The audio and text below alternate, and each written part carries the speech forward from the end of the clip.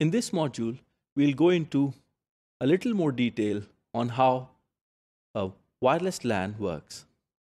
Since the underlying protocol in wireless LAN is Wi-Fi, we'd look at the operations that Wi-Fi nodes and the access point perform to allow this communication between these nodes. We'll understand a brief on the operations, then the procedure for scanning the access point by the wireless node, and finally we'll consider a simple mobility scenario. Wi-Fi comprises stepwise procedures which are required for a wireless node to connect to the access point and start transmitting or receiving data through it. The first one is synchronization.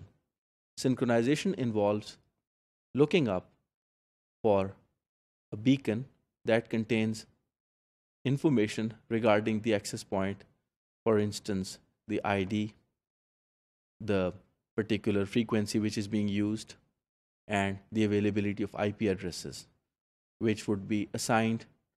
One of the IP addresses would be assigned to the wireless node because when it enters a network, it must get a valid IP address. The authentication procedure involves authenticating the users which are allowed to use these Wi-Fi services. The example is when you look at a university, if a university has a Wi-Fi hotspot, then the students, the faculty, and other staff members are allowed to use the Wi-Fi services. Somebody who's a stranger who happens to be on campus is not allowed. This is implemented usually through WEP, wireless equivalent privacy, or pre-registration of the MAC addresses of all the faculty, students, and the staff. Then the process of association takes place in which a wireless node, once it gets the IP address, associates itself with the access point, and then the data transmission starts. During the data transmission, there is a probability that the computer or the laptop could be mobile. So depending upon the level of mobility, the connection could keep working or a disconnection would take place. Now, what is the impact depends upon the availability of the infrastructure. For instance, is the Wi-Fi based on the whole campus or it is only restricted to a certain building?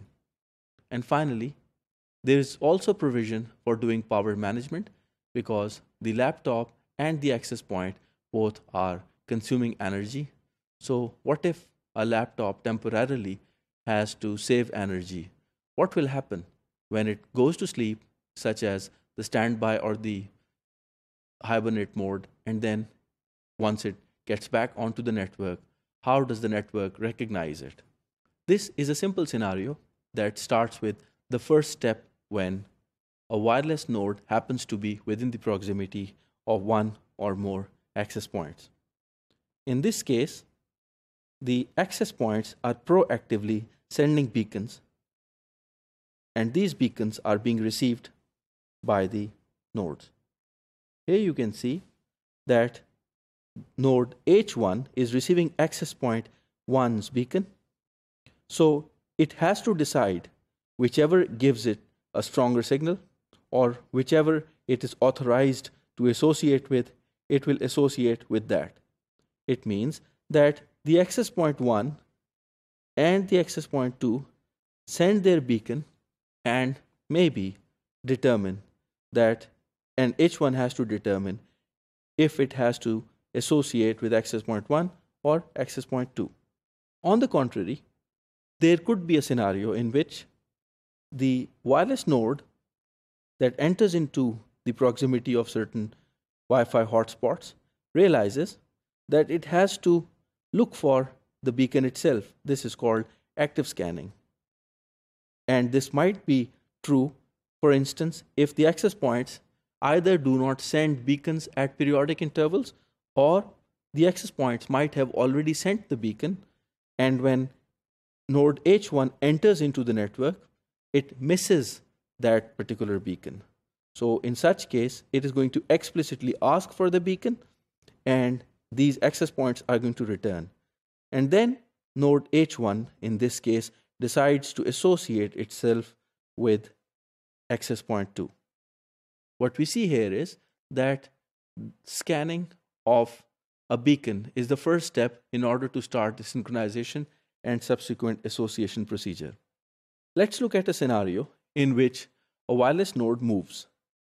Here, in this case, what we see is that node H1 now moves from the proximity of access point 1 and moves on to the proximity of access point 2. Now, what we see is that these two access points are connected to the same switch. So the distribution network that is connected to these is essentially the same.